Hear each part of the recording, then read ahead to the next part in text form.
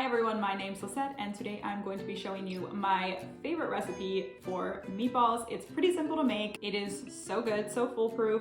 So let me show you how it's done.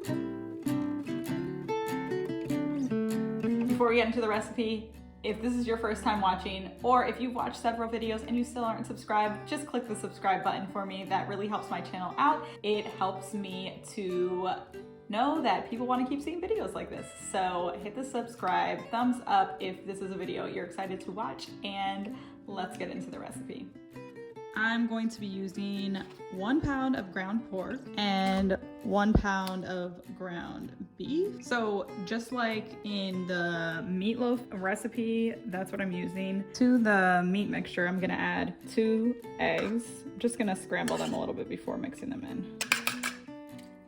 Then I'm gonna add about 2 tablespoons of some pesto that I have. This just adds some really good basil flavor. I'm just eyeballing it because it has like some oil and stuff. It also, you know, keeps them nice and moist. I'm also gonna add some Parmesan cheese. I actually add the shredded kind. You could use the grated kind, but I kind of like having like seeing little bits of cheese in there, and I feel like you see it more with the shredded kind. I'm gonna add the seasonings. They are all in here. It is a little under 2 teaspoons of salt, half a teaspoon of pepper, 1 teaspoon of onion powder, 1 teaspoon of garlic powder, and 1 teaspoon of Italian seasoning. So that's all going in. Last, I'm going to add some breadcrumbs. These are, again, cracker crumbs that I processed in the food processor because I don't have breadcrumbs. Like if your crackers are starting to get stale, it's a great way not to waste them.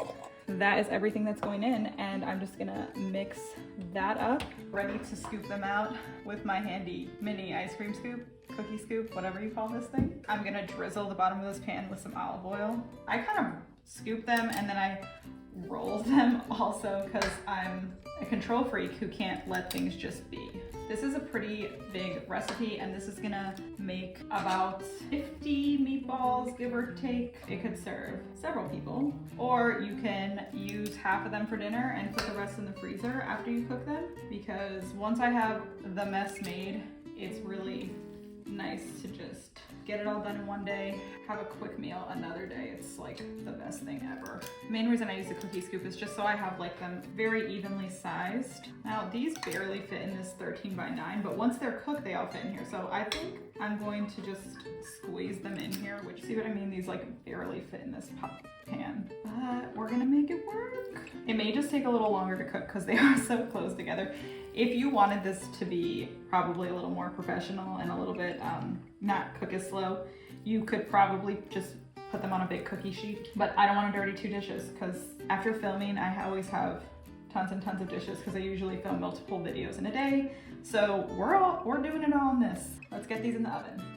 Okay, so the meatballs cooked for about 20 minutes in the oven at 425. And I'm actually gonna change the temperature now to 325. There's some grease in here. I leave it in. I think it adds a lot more flavor. Of course, if you don't want to, you can always kind of strain that off or even switch pans. Okay, so I just kind of break them up, make sure they're not sticking together and they're not stuck to the bottom of the pan. We're gonna pour the sauce over top, and it's about 32 ounces of sauce. You can buy jars that big. I have like 1.5 jars, different brands. I'm just gonna pour it all on top.